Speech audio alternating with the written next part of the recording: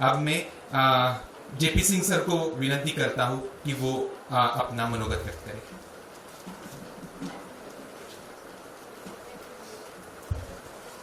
धन्यवाद।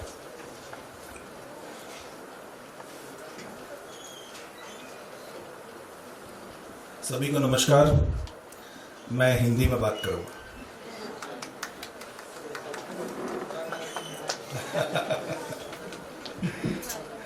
मंच पर उपस्थित आदरणीय senior advocate doctor Subhash Chandra Bhosle ji, हमारे मुख्य अतिथि जो अभी किन्हीं कारणवश सभा से गए हैं, आदरणीय सीनियर एडवोकेट डॉक्टर उदय वरुणकर जी, मराठवाड़ा मित्र मंडल शंकरराव चौहान लॉ कॉलेज के प्रेसिडेंट डॉक्टर बीजी जाधव जी, प्रिंसिपल मैडम डॉक्टर क्रांति देशमुख जी, वेस्टर्न रीजनल लैंग्वेज सेंटर की प्रिंसिपल मैडम डॉक्टर सुजाता भुजंग जी, और अभी अभी मैंने आइडेंटिफाई किया प्रोफेसर चौधरी साहब भी बैठे हुए हैं, और डॉक्टर केसरवानी जी, ये इनको थोड़ा पहले से परिचित हूँ मैं, और इस कार्यक्रम के आयोजक डॉक्टर सुधीर तरोटे जी।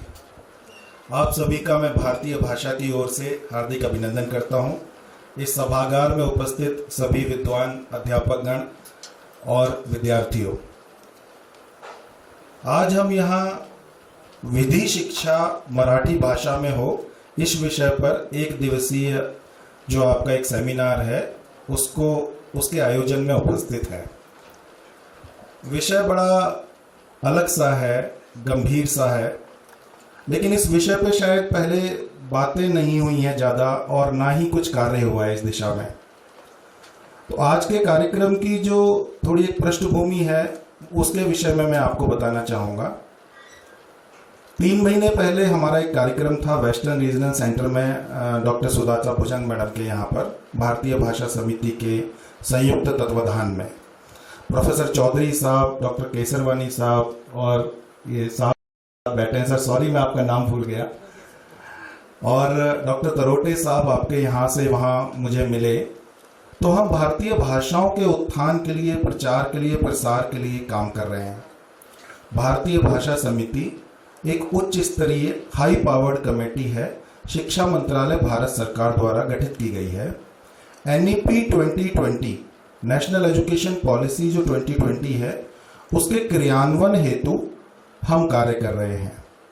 भारतीय भाषा जो शब्द है, NEP 2020 अगर आपने पढ़ी है तो करीब भारतीय भाषाओं के विषय में 33 टाइम्स 33 बार NEP के डॉक्यूमेंट में जिक्र किया गया है। सरकार की इस नेशनल एजुकेशन पॉलिसी में भारतीय भाषाओं में शिक्षा, शुरुआती शिक्षा से लेके उच्च शिक्षा, तकनीकी शिक्षा, प्रोफेशनल एजुकेशन, सभी प्रकार की शिक्षा भारतीय भाषाओं में पठन पाठन करने के लिए ही उसको रिकमेंड किया गया है। तो इस विषय में लीगल एजुकेशन की तरफ जब हम देखते हैं तो मैं थोड़ा सा ज़मीनी बात आपसे करूंगा। लीगल एजुकेशन में पूरे भारत में सभी राज्यों में अगर हम शुरुआत करते हैं, एक छोटा सा विवाद होता है किसी आम आदमी के साथ, तो उसकी FIR लिखी जाती है रीजनल लैंग्वेज में। मान लीजिए महाराष्ट्र में हूँ मैं, तो मैं महाराष्ट्र की बात करूँगा, उसकी FIR लिखी जाएगी मराठी भाषा में, पुलिस वाले भी उससे मराठी भाषा में बात करेंगे, FIR हो जाएगी। उसके बाद केस, मैं लीगल बैकग्राउंड से नहीं हूँ, अगर मैं कहीं गलत हूँ तो आप कृपया मुझे क्षमा करें, मैं एक आम आदमी की तरह मैं आपको बता रहा हूँ। उसके बाद जब केस जाएगा सेशन कोर्ट में, लोअर कोर्ट में, तो भी मराठी भाषा में ही बातचीत होगी, कुछ लीगल प्रोसीडिंग्स भी होंगी। जब केस हाई कोर्ट में चला जाएगा तो अंग्रेजी आ जाएगी। जो याचिका करता है, जो आम आदमी, मान लेते हैं वो पढ़ना लिखना भी नहीं जानता है, सिर्फ मराठी भाषा जानता है, और हमारे एडवोकेट साहब यहाँ जैसे बैठे हैं, सर उससे मराठी भाषा में बात करेंगे, लेकिन जब हाई कोर्ट में आर्गुमेंट हो रहा होगा तो सर की मजबूरी है कि अंग्रेजी में प्रोसीडिंग्स करेंगे, जज साहब अंग्रेजी में बात करेंगे। अब ये व्यक्ति जो आम आदमी है वो वकील साहब पे भरोसा करेगा और जजमेंट में उसे क्या चल रहा है आई थिंक पता भी नहीं चलेगा। ऐसा एक मैं ऐसा मानता हूँ कि एक आम आदमी जो अपना, एक तो वो पीड़ित है, दूसरा वो न्याय के लिए पैसा भी खर्च कर रहा है, अपना समय भी खर्च कर रहा है, अपने रिसोर्सेज भी कर रहा है खर्च, लेकिन उसको न्याय मिलने में भी भाषा एक बाधा बन रही है। तो मैं सिर्फ फोकस इस बात पे करूंगा कि जो न्याय व्यवस्था है, जो लीगल एजुकेशन है या जो लीगल प्रोसीडिंग्स हैं, वो हमारी स्थानीय भाषाओं में, हमारी रीजनल लैंग्वेजेस में होनी चाहिए। लेकिन इसमें भी कुछ हर्डल्स, कुछ रुकावटें आती हैं व्यवहारिक रूप में। अगर हम प्रैक्टिकली जाते हैं तो एक गांव का बच्चा जो पढ़ने के लिए स्कूल एजुकेशन पूरी करके लीगल एजुकेशन लेने के लिए जब जाता है तो अंग्रेजी माध्यम होता है। अंग्रेजी माध्यम क्यों होता है? क्योंकि अभी हमारे पास study material, text books, glossaries, vocabulary, syllabus, everything is in English only. I am talking about particularly from legal education angle. तो दिक्कत यहाँ आती है कि यदि आपके जो प्राध्यापक हैं वो मराठी भाषा में पढ़ाना भी चाहते हैं और बच्चा मराठी भाषा में पढ़ना भी चाहता है और सरकार भी यदि इसकी अनुमति देती है, तो सबसे पहले हमारे पास उपयुक्त मटेरियल होना चाहिए पठन पाठन के लिए, अध्ययन के लिए। जिसके लिए मान लेते हैं, अभी मेरी आपकी प्रिंसिपल मैडम से बात हो रही थी, तो प्रिंसिपल मैडम ने कहा कि सर पुणे यूनिवर्सिटी ने मराठी भाषा में ऑप्ट करने की छूट दी है विद्यार्थियों को कि वो अपने पेपर के जो उत्तर पुस्तिका है उसमें इंग्लिश और मराठी में लिख सकते हैं। लेकिन मैं वही सोच रहा था, मैडम से भी डिस्कशन किया कि वो तो लिख सकते हैं, लेकिन क्या हमारे पास आवश्यक शब्दकोश, शब्दावली है? मुझे नहीं लगता। फिर सर मैडम ने ही बताया कि मान लीजिए एग्रीमेंट एक वर्ड आता है, लीगल वर्ड, तो वो बच्चा एग्रीमेंट तो इंग्लिश में ही लिखेगा पेपर में, और जब हमारे एग्जामिनर्स उसको एग्जामिन करने जाएंगे तो उनके पास भी जो उसका पर्टिकुलर उसका जो शब्द का अर्थ है मराठी भाषा में, वो रेफर करने के लिए कोई भी पुस्तक या कोई भी मटेरियल उपलब्ध नहीं होगा। तो भारतीय भाषा समिति की ओर से मैं आप लोगों से ये आग्रह करना चाहता हूं, विनम्र आग्रह, सबसे पहले जो हमारा एक गोल है उसको अचीव करने के लिए जो बेसिक नीड्स हैं उस पर हम काम करें। बेसिक नीड्स का मतलब है कि सबसे पहले हमें मटेरियल प्रिपेयर करना है, उसके लिए ग्लॉसरीज प्रिपेयर करनी है, और एक जो मैं आपको कहना चाह रहा था, अभी मुझसे पहले जो वक्ता थे डॉक्टर उदय साहब, मैं मराठी बिल्कुल नहीं जानता हूं, पर मैंने उनके भाषण को ध्यान से सुना, मुझे 95% उनकी हर बात समझ में आ गई। Even I don't know single word of Marathi, फिर भी मुझे उनकी बात समझ में आ गई। मैंने जब वो भाषण दे रहे थे तो मैंने कुछ 10-12 पॉइंट्स लिखे, शुरू के उनके 5 मिनट के भाषण के लिखे, जो हिंदी और मराठी में कॉमन थे। मैं आपको सुना भी सकता हूं, अगर सर होते यहाँ बैठे तो मैं उनको भी बताता। तो उन्होंने जैसे कहा कि शुरू में जब शुरुआत की तो उन्होंने कहा कि मुझे 20 मिनट ही मिले हैं बोलने के लिए, लेकिन वकील के लिए 20 मिनट में तो कुछ होगा नहीं, ठीक है। फिर उन्होंने जॉली LLB पिक्चर का जिक्र किया, फिर संवाद का महत्व इस विषय पे बात की, फिर उन्होंने फडणवीस जी के बारे में कुछ कहना चाहा, पर उन्होंने कहा कि भैया आचार संहिता लगी हुई है, मैं कुछ बोल नहीं सकता। अगर मैं गलत हूं तो आप मुझे बताइएगा, शायद यही बात उन्होंने कही। उसके बाद उन्होंने कहा कि हर व्यक्ति अपनी मातृभाषा में ही सपने देखता है, स्वप्न देखता है, तो लीगल एजुकेशन को अपनी भाषा में देने में क्या प्रॉब्लम है, ये बात भी उन्होंने कही। उसके बाद उन्होंने छत्रपति शिवाजी हमारे आदर्श हैं, इस विषय पे भी कुछ कहा। न्यायाधीश ईश्वर का रूप होता है, अपनी संस्कृति, अपने मूल्यों के विषय में भी उन्होंने जिक्र किया, और सरकार के न्याय व्यवस्था के विषय में जो 75 वर्ष के प्रयास हैं उनको उन्होंने एक तरह से निष्फल या कमतर बताया। न्याय व्यवस्था का भारतीयकरण करना चाहिए, ये विषय भी उन्होंने टच किया, और अपनी भाषा में बोलने वालों को गंवार समझा जाता है, ये भी उन्होंने कहा।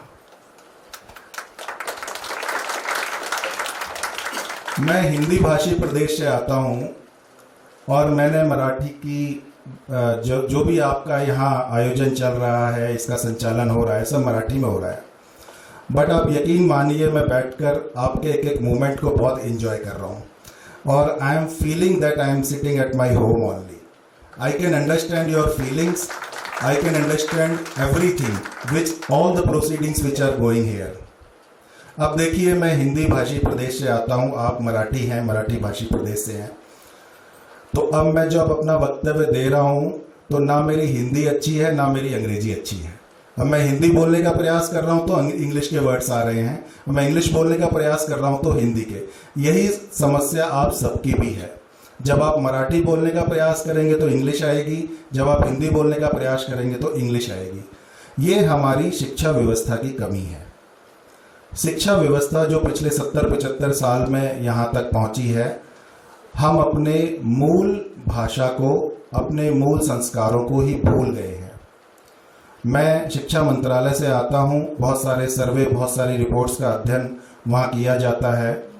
तो आप, जब मैं सरकारी आंकड़े आपको बताऊँगा, मैडम ने मुझे सिर्फ 10 मिनट दिए हैं, तो आई एम सॉरी मैडम, हो सकता है 2-1 मिनट ज़्यादा हो जाए। तो अगर मैं सरकारी आंकड़ों के बारे में आपको बताऊंगा तो आप हैरान हो जाएंगे कि हमारी जो मूल भाषाएं हैं, हमारी जो प्रादेशिक भाषाएं हैं, हमारी जो बोलियां हैं, वो एक प्रकार से लुप्त हो चुकी हैं या लुप्त होती जा रही हैं। आपसे भी मैं पूछना चाहूँगा, आप जैसे मराठी प्रदेश से आते हैं, आप हमारे यहाँ जैसे साहब बैठे हुए हैं, एडवोकेट साहब, तो सर आपकी उम्र मुझे थोड़ी सी 50+ लग रही है ना? हाँ, तो अगर मैं सर से पूछूंगा, अगर 50 साल पहले जब ये ही वॉज चाइल्ड, तो इनके घर में जो मराठी भाषा बोली जाती थी, उस भाषा में और आज की भाषा में बहुत फर्क है।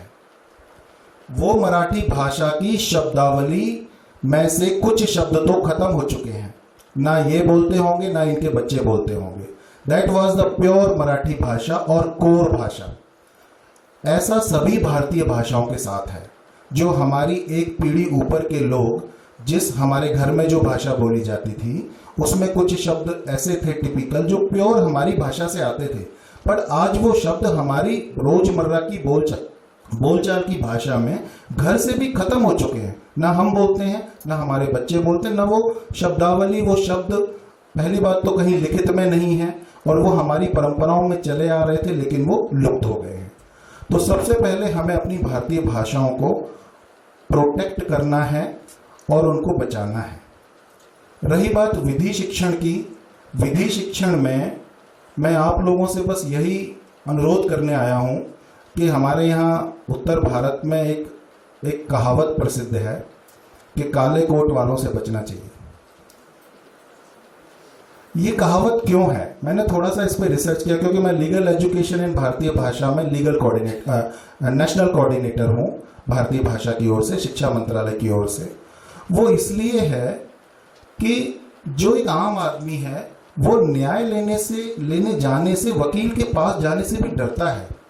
क्यों डरता है? कि उसे लगता है कि यार वकील साहब के पास जाएंगे तो भैया ये तो पकड़ ही लेंगे और निचोड़ लेंगे हमें। वो नहीं होना चाहिए। वो इसलिए क्योंकि वो लीगल एजुकेशन और जो लीगल पेचीदगियां हैं उनको समझ नहीं पाता है। क्यों नहीं समझ पाता है? क्योंकि भाषा उसमें एक अवरोध उत्पन्न करती है। अंग्रेजी, हिंदी, मराठी, कुछ भी पढ़ के आइए आप, फाइनल में जाके अंग्रेजी ही जीत जाती है। ये सब एक सिस्टम की एक निष्फलता, एक फेलियर कहा जा सकता है। आज हमें आज़ाद हुए 75 साल हो गए हैं। जब हमें आज़ादी मिली तो राष्ट्रपिता महात्मा गांधी ने स्वराज एक वर्ड यूज़ किया। स्वराज का मतलब है अपना राज। अपना राज में सब कुछ है, स्वभूषा, स्वभाषा, स्व का खान पान, सब कुछ हमारा होगा। ये था उनका जो एक स्वराज की डेफिनेशन है, उसमें सब कुछ हमारा होगा। जब आज़ादी के बाद एक जर्नलिस्ट उनसे इंटरव्यू लेने के लिए कहा गया तो उन्होंने कहा कि भैया आज से मैं सिर्फ हिंदी अपनी रीजनल लैंग्वेज में बात करूंगा। गुजरात से आते थे वो, क्योंकि मैंने अब अंग्रेजी छोड़ दी। अंग्रेज चले गए तो अंग्रेजी छोड़ दी। लेकिन आज के संदर्भ में भी अगर हम देखते हैं तो इंग्लिश के बिना काम ही नहीं चलता है।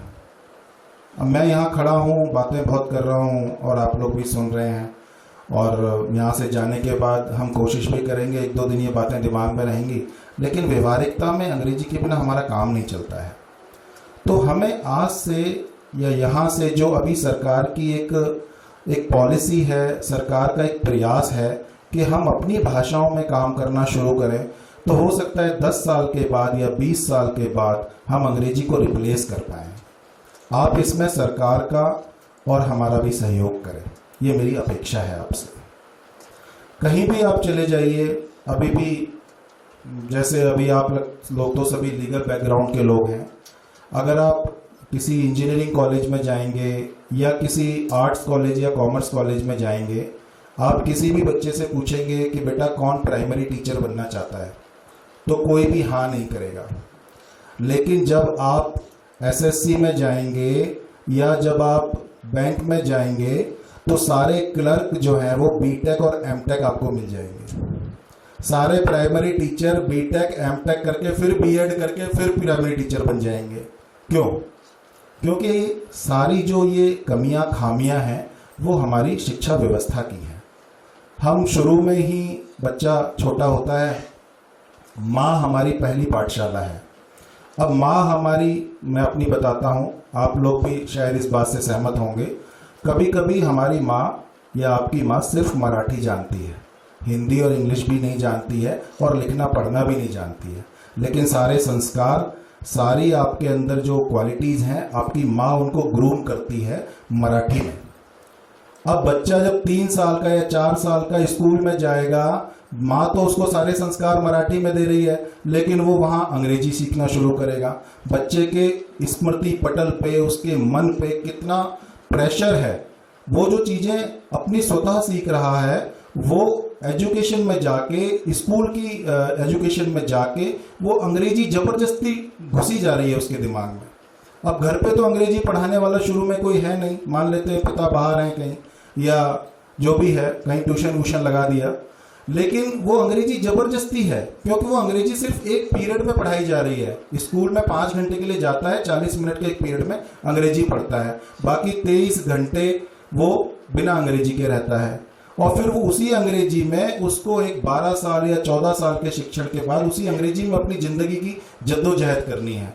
कैसे पॉसिबल है? तो फेलियर तो होगा ही, लाइफ में सक्सेस कैसे मिलेगी? नहीं मिल पाएगी। बहुत सारे लोग हैं जो अंग्रेजी के कारण ही स्कूल में या जैसे ही उच्च शिक्षा में पहुंचते हैं तो ड्रॉप आउट हो जाते हैं, सिर्फ अंग्रेजी के कारण। तो हमें इस अंग्रेजी को, हम अंग्रेजी का विरोध अभी नहीं कर रहे हैं, क्योंकि अभी तो काम ही नहीं चलेगा तत्काल, लेकिन 10 और 20 साल का अगर हम एक माइलस्टोन लेके चलते हैं, तो हमें अंग्रेजी को रिप्लेस करने के लिए अपनी भाषाओं को प्रमोट करना और अपनी भाषाओं में ही शिक्षण को आगे बढ़ाने की बहुत आवश्यकता है। मैं आपको 2 एग्जाम्पल देता हूं। अभी हमने भारतीय भाषा समिति की ओर से काशी तमिल संगमम नाम का एक प्रोग्राम वाराणसी में किया। एक आपने शायद सुना होगा, किसी ने सुना है? हाथ खड़ा करें। हाँ, काशी तमिल संगमम एक प्रोग्राम था, 1 महीने तक वो महोत्सव चला, 5 मंत्रालय उसमें इन्वॉल्व थे। उस काशी तमिल संगमम का जो एक कंसेप्ट था वो ये था कि काशी और तमिल प्राचीन काल से ही लिंक्ड हैं। कैसे लिंक्ड हैं?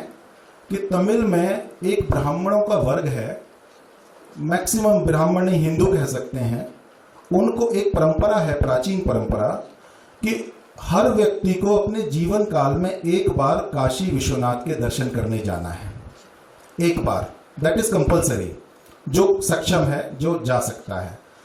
अब उसमें क्या है कि जो इसमें तमिल में जो रामेश्वरम है, वहां से समुद्र का जल लेकर और विश्वनाथ में जाकर जलाभिषेक करना है शिवलिंग में, और काशी से गंगा जी का जल लेकर रामेश्वरम में आके शिवलिंग पे चढ़ाना है, तब ये उन काल की एक परिक्रमा पूरी होती है। ये ट्रेडिशन है और ये 1000 साल पहले भी था, मुगलों के आने से पहले, और अभी भी है, कुछ लोग अभी भी फॉलो करते हैं।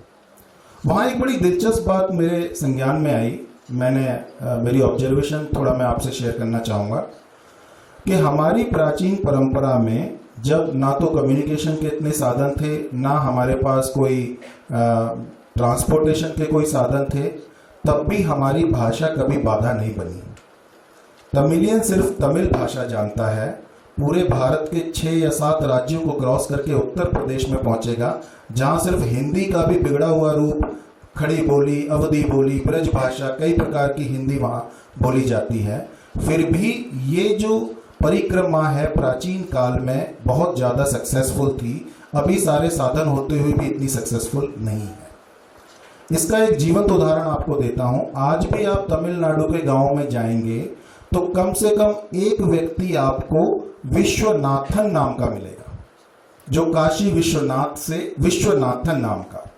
और आज भी आप अगर वाराणसी के किसी गांव में जाएंगे, कम से कम एक व्यक्ति रामेश्वर प्रसाद सिंह, रामेश्वर कुमार, रामेश्वर शर्मा इस प्रकार का मिलेगा। तो जरा सोचिए, हमारी भाषाएं पहले भी जोड़ने का काम करती थी और आज भी जोड़ने का काम करती हैं।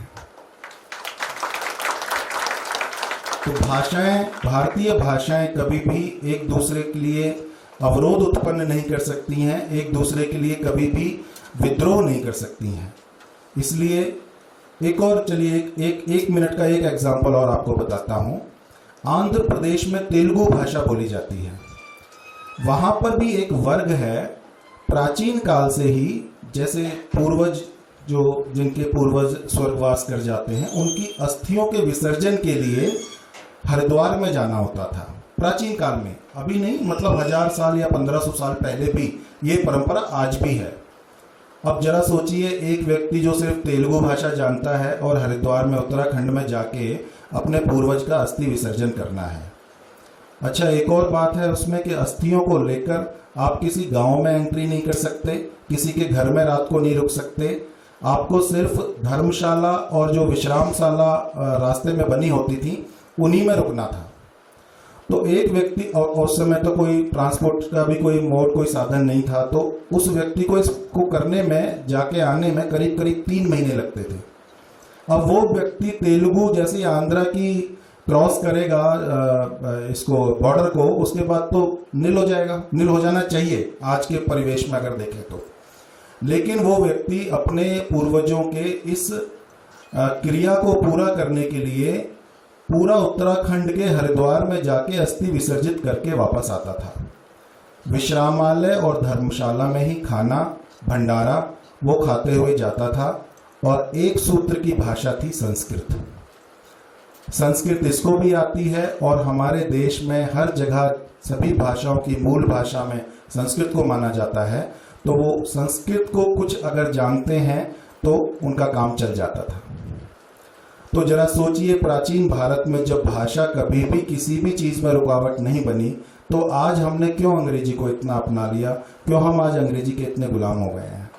इस मानसिक गुलामी से हमें निकलना ही होगा और हमें अपनी भारतीय भाषाओं को प्रोत्साहित करना होगा। और भारतीय भाषाओं में ही, जब आप सभी लोग न्याय व्यवस्था के क्षेत्र से आते हैं, मैं आप लोगों से आग्रह करूंगा कि मेरे जैसे आम आदमी, मैं तो फिर भी काफ़ी सक्षम हूँ, लेकिन जो बेचारे रिक्शे वाले हैं, जो ठेले वाले हैं, जो ऑटो वाले हैं, न्याय के पचड़ों में पड़े रहते हैं, फंसे रहते हैं, और भाषा उनके लिए बहुत बड़ा एक रुकावट का काम कर रही है। आप कृपया करके इस बात की एक पीड़ा को समझें, एक आम आदमी की पीड़ा को समझें कि जो व्यक्ति, न्याय मिलना तो मेरा अधिकार है, हर व्यक्ति का अधिकार है, और उसको न्याय दिलवाने में अगर भाषा आज एक रुकावट, एक अवरोध उत्पन्न कर रही है, तो हमें इसको तो समझने की ज़रूरत है, चिंतन करने की, मंथन करने की ज़रूरत है। तो मैं अभी ज़्यादा शायद टाइम लिमिट भी क्रॉस कर गया हूँ। मैं अगर आपको बताना चाहूँ तो बहुत समय लग जाएगा, बट भारतीय भाषा समिति की ओर से मैं प्रिंसिपल मैडम और मंच पर उपस्थित सभी अतिथियों को धन्यवाद करना चाहूँगा। डॉक्टर तरोटे साहब को विशेष धन्यवाद करना चाहूँगा कि आपने भारतीय भाषा समिति को, जो हमारा ये मिशन है, उसमें आप हमारे सहयोगी बने। आपने अपना सभागार, अपना मंच, अपना समय हमें दिया, इसके लिए मैं बहुत हार्दिक आभार आपका देता हूँ, बहुत साधुवाद, बहुत धन्यवाद करता हूँ। और मैं आपसे अपेक्षा करता हूँ कि भारतीय भाषा समिति के इस मिशन में आप हमारा साथ दें। जो भी सहयोग आपको चाहिए, इसकी मैं आपको आज इस सभागार में प्रॉमिस करके जाता हूँ, मैं आपको वादा करके जाता हूँ कि वित्तीय सहायता हो और या प्रशासनिक सहायता हो, आप जो भी आप हमसे अपेक्षा करते हैं, मैं I promise you that I will be grateful if you are doing anything for promotion of the Indian languages. बहुत बहुत धन्यवाद आपका, बहुत बहुत आभार।